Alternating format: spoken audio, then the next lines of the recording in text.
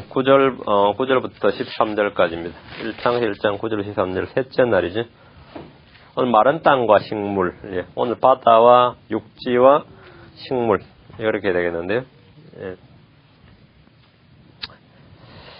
예. 같이 11절 말씀을 같이 읽겠습니다. 11절 말씀. 하나님께서 이르시되 땅은 풀과시 맺는 채소와 자기 종류대로 열매 맺는 과일나무 곧 열매 속에 씨가 있는 과일나무를 땅 위에 내라 하시니 그대로 되어. 기도합시다. 은혜로운 주 하나님 아버지, 하나님께서 이 시간도 말씀을 주셔서 저희가 지금 살고 있는 이 우주, 또 저희가 발을 딛고 있는 이 땅, 또 저희가 보고 있는 하늘과 바다와 땅과 산과 들과 모든 초목들과 나무들, 이 모든 것들을 지으신 것들을 지금 기록을 통해서 주께서 친히 주신 말씀의 기록을 통해서 살펴보고 있습니다. 주 하나님께서 복을 주셔서 주님께서 이루신 일들에 대해서 저희가 참으로 놀라고 또 기뻐하고 즐거워하고 제가 늘 주님의 작품들을 감상하면서 그렇게 복된 날을 살 수 있도록 도우실 간구합니다. 아버지 하나님, 저희 마음 가운데 은혜를 주시고 또 복을 주셔서 주께서 친히 주신 말씀과 주께서 친히 이루신 손으로 하신 모든 일들을 늘 마음에 깨어서 자각하게 하시고 또 이런 것들에 대해서 영광과 존귀와 또 찬송을 돌릴 수 있는 그런 성도를 되도록 도우실 간구합니다. 아버지 하나님 은혜 베풀어 주십시오. 이 한도 말씀이 마음판에 기록될 수 있도록 주 영께서 충만히 저희 가운데 임해 주시고 저희한테 일하여 주십시오. 주의 성기도합니다. 아멘. 오늘 셋째 날 주님이 행하신 일입니다. 주님이 행하신 하루하루의 일들은 단지 역사적 사건만이 아니라 오늘날 성도들의 구원의 진리를 같이 보여줍니다. 주님은 첫날 어둠에서 빛을 나누셨고 둘째 날 물들 사이에 공창을 두심으로 공창 위의 물과 공창 아래의 물을 나누셨습니다. 공창 위에 있는 물이 이제 기품 또 유리바다로 불리는 것으로 용두리 논일며 성경 곳곳에 등장하는 초자연적 생물들이 실제로 존재하는 것입니다. 둘째 날 우리가 우주라고 부르는 은하계가 만들어졌습니다. 그러나 창세기에서 주님은 공창 위의 물들에서는 언급하지 않으시고 하늘 아래의 물들을 한 곳에 모으시고 지구를 조성하는 부분만 지금 기록하셨습니다. 셋째 날에 이제부터 모든 것은 땅에 초점이 맞춰집니다. 이미 우리가 다 알다시피 땅은 지구를 가리키는 말과 육지를 가리키는 말과 또는 사람들의 거주지역, 테리토리라고 그러죠. 내가 땅을 너에게 주고 할 때 그 테리토리 그렇게 세 가지 의미로 주로 쓰입니다. 창세기 1장을 지나 땅은 당연히 이제 지구를 말하죠. 창세기 1장을 지나 땅은 지구를 말하고요. 예. 그 땅이 물속에 잠겨 있었다가 셋째 날에 비로소 육지가 나타납니다. 창세기 1장 이전에 지구를 덮고 있던 물들의 대부분 지금 공창 위의 기품이라고 불리는 바다에 있습니다. 9절 하나님께서 이르시되 하늘 아래의 물들은 한 곳으로 함께 모이고 마른 육지는 드러나라 하시니 그대로 되니라 했습니다. 하나님께서 이르시되 하늘 아래의 물들은 이 하늘은 공창 지금 7절 8절 둘째 날 공창을 말하는 게 아니고 첫째 하늘입니다. 하늘 아래의 물들은 할 때 하늘 아래의 물들은 한 곳으로 함께 모이고 마른 육지는 드러나라 하시니 그대로 되니라 했습니다.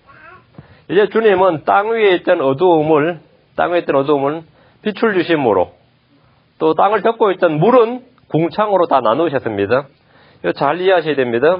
둘째 날에 주님께서 물이 이렇게 있는데 여기 거대한 물층이 있다면 이걸 상공을 공창을 했던 공창 위의 물과 아래 물로 나누셨죠. 이게 이제 우주란 말이지. 이게 우주란 말이에요, 여기가. 지금 9절에서 보면 하늘 아래의 물은 이 물을 말하는 게 아니고 여기 공창을 이 물이 한 곳으로 모이라는 게 아니라 이 하늘 아래에 가서는 하늘 아래라는 말은 지금 이 지구를 말하는 거, 지구만 말하는 겁니다. 공창 위에 물, 공창 아래 물을 나누셨는데 이 물을 이 물로 바다를 만들었다는 게 아니고 하늘 아래의 물들랑 하늘 아래란 표현은 그냥 지구입니다. 하늘 아래란 표현 지구예요. 하늘 아래란 표현은 지구를 땅을 가리키는 말이에요. 예를 들어 그분께서 땅끝까지 살피시고 온 하늘 아래를 보시며라고 말할 때 온 하늘 아래는 별들이나 달을 말하는 것이 아니고 은하계를 말하는 것이 아니고 땅을 말합니다. 온 하늘 아래 이런 뭐예요? 땅을 말해요. 지구를 말하는. 첫째 하늘 아래에 있는 것은 땅밖에 없습니다. 주님께서 무엇이든지 온 하늘 아래에 있는 것은 다 내 것이니라. 주님께서 하늘 아래에 있는 것은 다 내 것이니라 할 때 하늘 아래에 있는 것 하면은 그건 뭐예요? 지구를 말하죠. 하늘 아래라는 표현은 땅을 말합니다. 솔로몬이 지혜를 써서 하늘 아래에서 이루어진 모든 일에 관하여 찾아보고 참고하려고 솔로몬이 하늘 아래에서 이루어진 모든 일에 관해 탐구했다. 그럼 하늘 아래가 뭐예요? 역시 땅을 말하죠. 땅을 말하죠. 땅에서 일어나는 일만. 하늘 아래에 있는 모든 일. 성경에서 하늘 아래란 말은 뭐 예외 없이 하늘 아래란 말은 우리가 살고 있는 땅을 말합니다. 땅을 말해요. 예. 하늘 아래 있는, 하늘 아래 있는. 하늘 아래 있는 물, 이랬어요. 하늘 아래 있는 물. 이 말은 뭐예요? 땅 위에 있는 물, 이 말입니다. 땅 위에 있는 물, 이 말이에요. 사람은 땅 위에 살지만 동시에 하늘 아래 있는 사람들입니다. 하늘 아래 있는 사람들을 말할 수 있습니다. 땅 위의 왕국을 성경은 땅 위의 왕국 이렇게 표현하면 되는데 뭐라 그래요? 하늘 아래 왕국 이렇게 말합니다. 땅 위의 민족들을 하늘 아래의 민족들을 이렇게 말하죠. 성경이 그렇게 기록합니다. 자, 보시죠. 그럼 9절에서 하늘 아래의 물들은 결국 땅 위의 물들을 말합니다. 이것은 궁창 위아래로 나누어진 7절에서 말한 그 물이 아닙니다. 여기서 하늘은 궁창을 말한 것이 아닙니다. 지상의 바다들은 창세기 1장 6절 8절에 나오는 바다, 이것과는 조금도 비슷하지 않습니다. 창조과학자들이 이 궁창의 의미를 몰라서 하늘을, 그냥 이제 우리가 생각하는 이 하늘을 생각해서 하늘 위의 물은 대기권 위에 물층이나 물띠가 구름 기둥이 있었거나 어떤 층이 있었을 것이다. 이렇게 생각하고 하늘 아래 물은 바닷물이다, 강물이다. 이렇게 이해를 한 겁니다.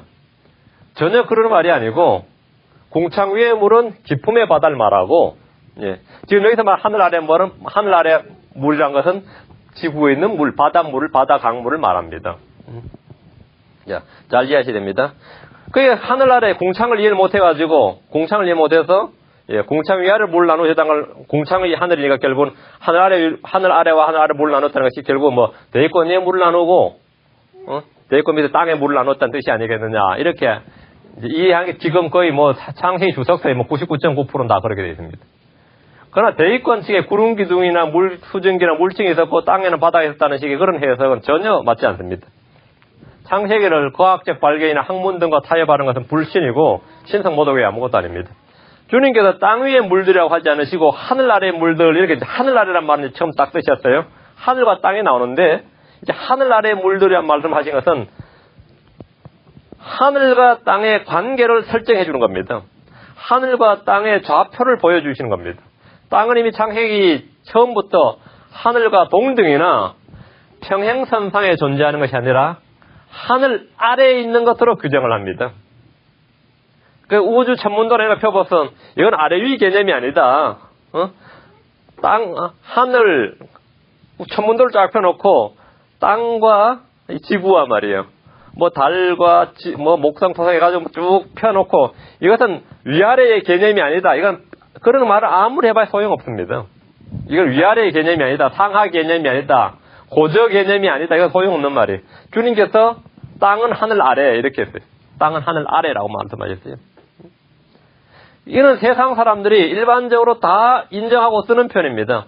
하늘 위 땅이란 표현은 없죠. 하늘 위에 땅이 있다거나 하늘과 평행하게 땅이 있다고 생각하거나 말하는 아무도 없습니다. 하늘은 언제나 땅 위에 있고 땅은 언제나 하늘 아래입니다. 천문학자들이 그림을 그려가면서 이것은 위아래 개념이 아니라고 아무리 설명해도 소용없습니다. 하늘과 땅은 평행하지도 않습니다. 하늘은 위고 땅은 아래입니다. 그래서 주님께서 하늘 아래 사람들, 하늘 아래 땅, 하늘 아래 왕국, 하늘 아래 민족, 온통 하늘 아래, 언더들, 언더, 하늘 아래입니다. 하나님께서 말씀하셨습니다. 하늘 아래의 물들은 한 곳으로 모이고 했습니다. 지구에 있는 바다는 이렇게 주님의 말씀으로 만들어졌습니다. 한 곳으로 모였다 이런 표현을 봐서 한 곳으로 모였다 그랬잖아요. 지금과 조금 달랐다는 게 짐작으로 지구가 이렇게 있는데 이게 지구인데 한 곳으로 모였다면 이렇게 됐을 겁니다 아마. 거대한 국자처럼 아니면 뭐처럼 해저가 있었으니까 여기에 그냥 물을 다 모아버린 거예요. 물을 다 모아버린 거죠. 그럼 땅과 바다가 이렇게 나누어지는 거죠. 한 70% 정도를 이렇게 거대한 땅에 거대한 그래서 여기 한 곳에 다 모았어요. 그래가지고 나머지는 땅이고 나머지는 바다입니다. 비율은 뭐든지 모르지만 오늘날로 봐서 한 7대3 정도 되겠죠. 그 바다가 7 정도 되고 근데 그렇게 한 곳으로 다 모아버렸어요. 원 플레이트랑 한 장소로 모았다는 거예요. 지구에 있는 바다 이렇게 주님의 말씀으로 한 곳이란 표현을 통해서 국자 모양의 해저 모양, 우리 해저 그림 보시면 여러분 전부 다 국자 모양, 해저 모양 이렇게 됐죠. 그렇게 모였는데 그 지구상의 모든 바다는 이렇게 하나로 연결되어 있었음을 알 수 있습니다. 하늘 아래의 물들이 한 곳에 모여 있었다는 것은 지구의 바다가 지금의 바다 모양과는 상당히 달랐음을 알 수 있습니다. 이는 노아의 대홍수로 인해서 지형의 대변화가 일어나기 때문입니다. 그래서 한 곳으로 모여 있던 것이 지금 좀 여기저기죠. 예. 다음 19점. 마른 육지는 드러나라. 이래서 마른 육지는 드러나라 하시니 그대로 되니라. 물이 한 곳으로 모이고 한 곳으로 다 모였으니까 마른 육지는 드러나는 거죠. 드디어 주의 말씀을 통해서 물에 덮였던 오랫동안 물에 덮여 있었던 땅이 바다와 육지로 나누어졌습니다. 이제 랜드가 나타난 거죠. 우리 이 땅을 또 땅이라 그러니까 earth라 그러니까 그게 랜드라는 의미란 말이죠. 하나님의 일하시는 방식은 계속해서 나눔의 연속입니다. 하나님은 계속 나눔의 연속이에요. 지구는 바다가 70%고 육지가 30%입니다. 사람은 땅의 흙으로 만들어졌습니다. 땅의 흙에서 나는 것을 먹고 삽니다. 그리고 마침내 땅의 흙으로 돌아갑니다. 10절입니다. 하나님께서 마른 육지를 땅이라 부르시고 물들이 함께 모인 것을 바다들이라 부르시니라. 하나님께서 보시기에 좋았더라 했습니다. 여기서 말하는 땅은 창세기 1장 1절의 땅이 아니라 마른 육지를 말하는 것입니다. 여기서 바다는 지구의 바다로 궁창 위의 물들을 말하는 것이 아닙니다. 궁창 위아래 나누어진 그 물이 아니에요. 앞으로 성경 읽을 때 같은 단어라도 무엇을 지칭하는 것인지 잘 구분해야 됩니다. 지구는 크게 땅과 바다로 나눌 수 있습니다. 여기서 은하계의 모든 다른 별들과 확연히 차이가 나는 부분입니다. 지금 과학자들은 궁창에 널려있는 수많은 별들 속에서 물을 찾기 위해서 애를 씁니다. 물의 흔적이라도 찾아보려고 합니다. 얼마 전엔 달에 물이 있는지 알아내기 위해서 그 달의 극지방에 엄청난 폭탄을 투하했어요. 엄청난 폭탄을 투하해서 폭파 실험을 한 적이 있습니다. 그래서 한 2km 정도를 한번 파헤쳐보자는 거예요. 2km 정도를. 그래서 물의 흔적이 나왔다는 말도 있고, 그렇게 해놓고 나서 그 다음에 결과는 다 그냥 지들 논문이나 발표하는 거니까 일반인들은 돈만 내는 거예요. 세금만 내는 거라고요. 얼음층이 나왔다는 말도 있고 별소리를 다 하는데 그 의미 있는 결과는 없었어요. 그러나 지구는 바다와 땅이 확연하게 구분되어 있습니다. 지금 보듯이 땅은 물에서 나왔습니다. 지구도 물에서 나왔고 육지도 물에서 나왔어요. 땅은 어쨌든 다 물에서 나왔습니다. 하나님은 땅과 바다를 보시기에 좋았더라 하고 말씀합니다. 주님은 자신이 친히 작품을 만드시고 작품을 만드신 다음엔 그 이름을 부르셨고 그것들을 보시고 좋아하셨습니다. 지금 성경이 반복해서 증언하는 기록이 뭡니까? 하나님께서 보시기에 좋았더라. 이는 모든 창조물의 존재 목적이고 존재 이유입니다. 계시록 4장 11절에 주께서 모든 것을 창조하셨고 또 그것들이 주를 기쁘게 하려고 존재하며 창조되었나이다 하더라. 주를 기쁘게 하려고 존재하며 창조되었다. 하나님 자신이 지으신 작품들에 만족하셨습니다. 모든 창조물은 주님의 말씀대로 주님이 보시기에 좋은 존재들입니다. 디모데 4장 4절에 하나님의 모든 창조물은 선하고 그러세요. 선하고 이 말이 뭐예요? 우리말 굿 아니 굿. 선하고 좋고 말 좋았더라 이 말이. 하나님의 모든 창조물은 좋았더라 이거. 하나님 보시기에 좋았다는 겁니다. 하나님 보시기에 좋았어요. 11절 하나님께서 이르시되 땅은 풀과 씨 맺는 채소와 자기 종류대로 열매 맺는 과일나무 곧 열매 속에 씨가 있는 과일나무를 땅에 내라 하시니 그대로 되니라. 또 하나님은 말씀하셨습니다. 물에서 나온 마른 땅, 마른 육지에 뭔가를 채워야 합니다. 뭔가를 채워야 됩니다. 바다에도 채워야 되고 땅에도 채워야 되는데 땅이 먼저 나왔습니다. 땅에게 명령하여 뭔가를 나오게 하셨는데 풀과 씨 맺는 채소와 열매 맺는 과일나무, 열매 속에 씨가 있는 과일나무를 땅 위에 내라고 하셨습니다. 땅 속에 있는 것들이 땅 위로 나오라고 명령하신 겁니다. 땅에게 명령하셨죠? 땅에게 명령하셨어요. 자신이 지었을 때 땅에 둔 게 아니라 땅에게 명령을 하셨어요. 그 땅에서 나오라고 했단 말이에요. 여기서 우리는 식물이 새로운 창조가 아니라 부활임을 볼 수 있습니다. 식물들, 과일나무들은 이전 세상에 있었던 것들입니다. 땅은 기품의 물들로부터 나와서 씨들과 식물의 뿌리들과 풀과 나무들이 싹 트도록 명령을 받았으며 씨를 맺고 자라도록 하셨습니다. 자, 말씀을 주목해서 보셔야 됩니다. 식물은 창조적 행위가 아니라 겨울이 끝나고 봄이 되면 싹을 내는 것 같이 그렇게 땅 속에 있던 씨앗들이 땅 위로 나오도록 하신 것입니다. 주님께서 마른 땅을 보시고 물을 이제 한 곳으로 다 모으시니까 마른 땅이 나왔죠. 마른 땅을 냈죠. 그럼 마른 땅을 보신 주님께서 땅은 뭐뭐를 땅 위에 내라 이렇게 말씀하시죠. 그 속에서 식물들이 나오고 나무들이 나오고 과일 나무들이 솟아나서 자연이 만들어진 겁니다. 하나님께서 땅에게 명령하여 그 명령하신 결과가 땅 위의 초목들입니다. 이게 말씀의 능력입니다. 지금도 땅은 계속해서 이 일을 합니다. 사람들이 아무것도 심지 않고 가꾸지 않는 초목들이 땅에서 무성하게 자라납니다. 심지 않은 잡초들이 다 자라나죠. 풀들이 자라나요. 밭에 보세요. 다 자라납니다. 왜 그렇습니까? 주님께서 나게 하시기 때문입니다. 시편 104편 14절에 그분께서 가축이 먹을 풀과 사람들이 있을 채소를 자라게 하시며 땅에서 음식이 나게 하시되 그것이 바로 셋째 날에 일어난 일입니다. 여기서 영적 교훈과 배움을 좀 얻도록 하겠습니다. 땅에서 나온 첫 번째 식물이 뭡니까? 땅에서 나온 첫 번째 식물이 풀입니다. 전에 풀이에요. 그레스입니다. 풀이 뭡니까? 이사야 4장 6절 8절에 모든 육체는 풀이요 육체의 모든 아름다운 들의 꽃과 같으니라. 풀은 마르고 꽃은 시드나니 이는 주의 영이 그 위에 불기 때문이라. 백성은 참으로 풀이로다. 풀은 마르고 꽃은 시드나 우리 하나님 말씀은 영원토록 서리라 하라. 모든 육체는 풀이요 백성은 참으로 풀이로다 했어요. 성경은 사람을 풀이라고 말합니다. 풀은 약하고 쉽게 시듭니다. 마른 풀같이 불하기는 불태워집니다. 불신자들도 사람은 풀에 불과하다는 걸 잘 압니다. 사슴도 그렇죠. 백성들을 민초라 그러고 들풀이라 그러고 그럽니다. 하나님의 말씀은 특정한 일부 사람들만이 알 수 있는 특수한 용어나 암호나 전문 용어나 그런 언어가 아니라 모든 사람들의 마음과 입에 심히 가까이 있는 말씀입니다. 쉽게 알 수 있어요. 모든 육체는 풀이야 하면은 다 알아요. 사람은 풀이라고 다 압니다. 특별히 종교적 지식이 있어서 성경 배워서 아는 게 아니에요. 일반 언어입니다. 풀 다음에 나온 게 뭡니까? 씨 맺는 채소죠. 씨라는 말이 처음 나와서 씨드죠. 씨드란 말 중에 주목하세요. 열매 속에 씨가 있습니다. 채소나 과일이나 씨를 품고 있는데 씨가 뭡니까?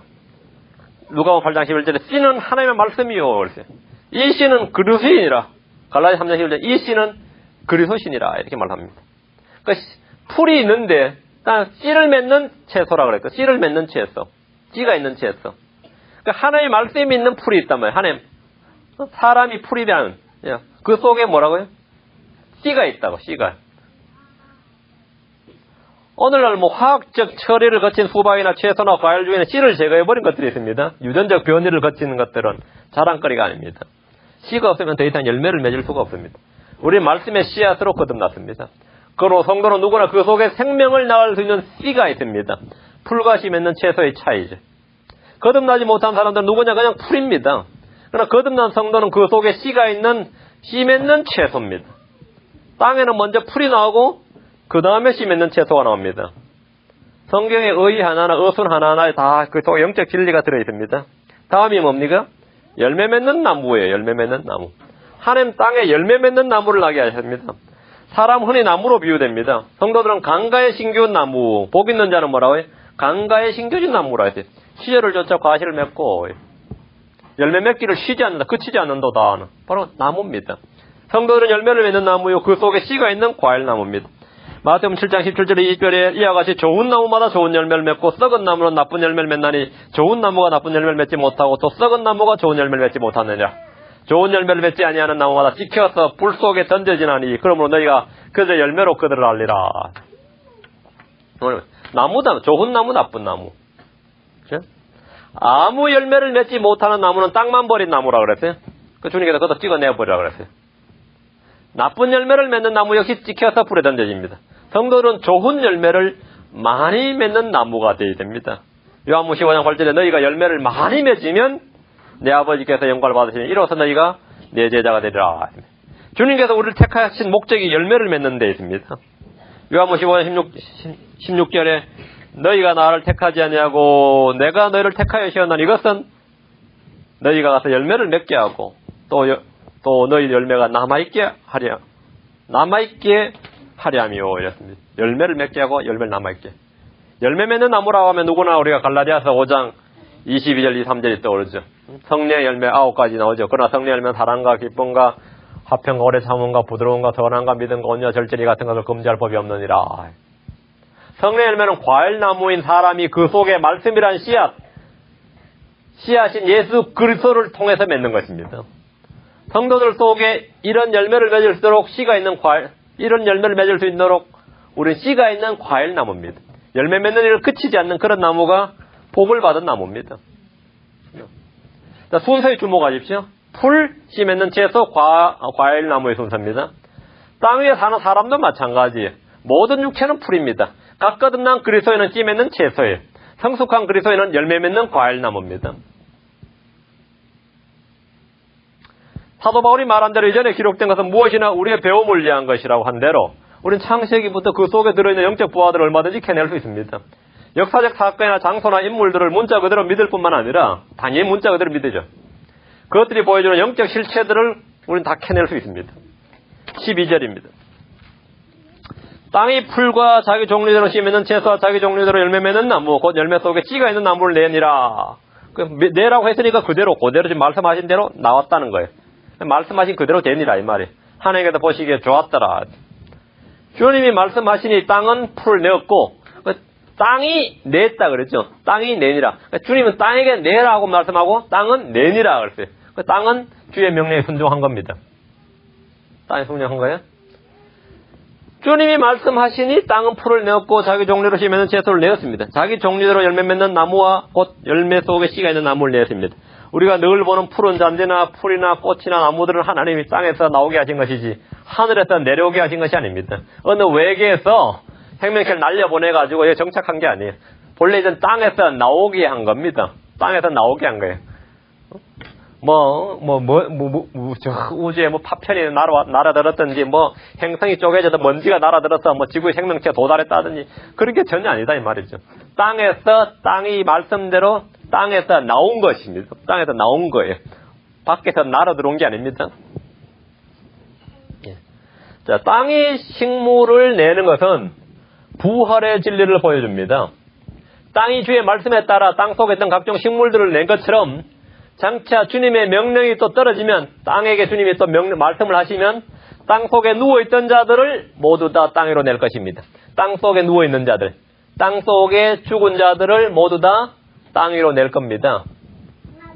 이사야 26장 19절에 주의 죽은 자들은 살겠고 그들이 나의 죽은 몸과 함께 일어나리이다. 흙 속에 거하는 자들아, 너희는 깨어 노래할지어다. 주의 이슬은 채소의 이슬 같으니 땅이 죽은 자들을 내놓으리로다 했습니다. 이게 바로 사흘째 일어난 일이 바로 똑같은 겁니다. 우리는 모두 땅에 묻히지만 흙 속에 거합니다. 그렇지만 땅에서 일어납니다. 주님께서 땅에게 말씀하시면 땅이 착 내는 것처럼 주께서 땅에게 말씀하시면 땅은 마찬가지로 자기 안에 있던 것들 다 밖으로 냅니다. 풀과 채소와 과일나무가 땅에서 나왔듯이 사람들은 땅 속에 거하는 사람들은 그렇게 땅에서 나오게 됩니다. 이것이 부활입니다. 셋째 날이 보여주는 핵심 진리는 부활의 진리입니다. 이전의 땅은 주의 말씀대로 풀과 나무를 내었지만 이후의 땅은 주의 말씀대로 자신의 죽은 자들을 내어놓을 것입니다. 땅 속에서 모든 죽은 자를 내놓을 겁니다.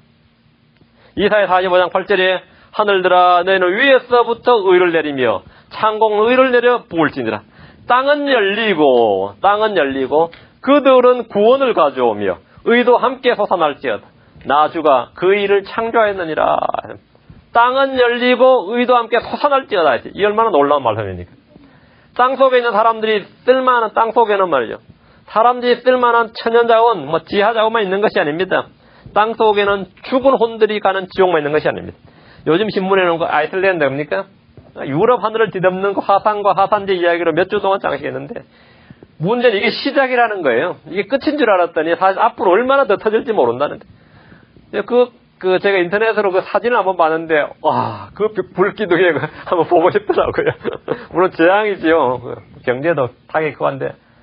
그 땅에서 솟아나는 그 불기둥의 높이와, 거기서 화산재라 그러죠. 그게 진짜로 덮는데, 사진으로, 누가 찍었는데 사진으로만 봐도 그 엄청나면 그냥 압도를 당할 만큼이었어요.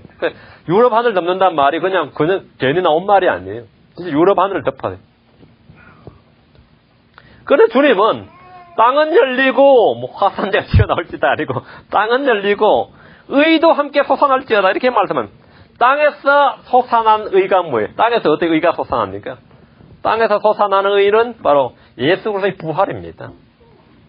그 예수 그리스도란 씨앗을 품고 땅속에 죽은 자들이 일어날 때 그때 의가 솟아나는 거예요. 의가 솟아나는 거. 부활입니다. 하나님의 의신 예수 그리스도를 예수 그리스도가 우리의 죄를 위해 죽으시고 우리의 의를 위해 다시 일어나셨다 그랬지. 우리의 의를 위해 다시 일어나셨어요. 땅에 더 낮은 곳으로 내려가신 주님이 일어날 때 땅은 열리고 구원을 가져오고 의도 함께 솟아난 것입니다. 자, 13절입니다.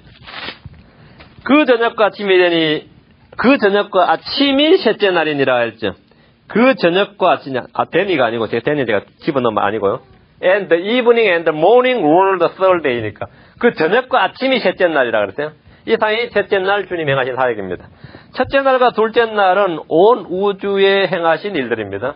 첫째 날부터 행하신 일로서 이제 바다와 육지를 만드시고 땅에 각종 풀과 채소, 나무들이 자라게 하신 것입니다. 셋째 날부터.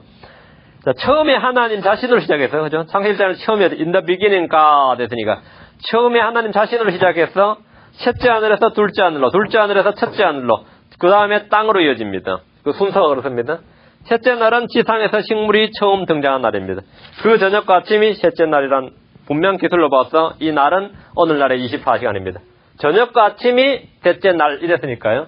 저녁과 아침이 셋째 날이니까요. 그냥 데이 하지 않고 저녁과 아침을 셋째 날 이렇게 정의하셨으니까 이건 24시간입니다. 13절은 날의 범위 기간을 정확하게 그 저녁과 아침이 셋째 날이라 이렇게 못을 박아 나오셨어요.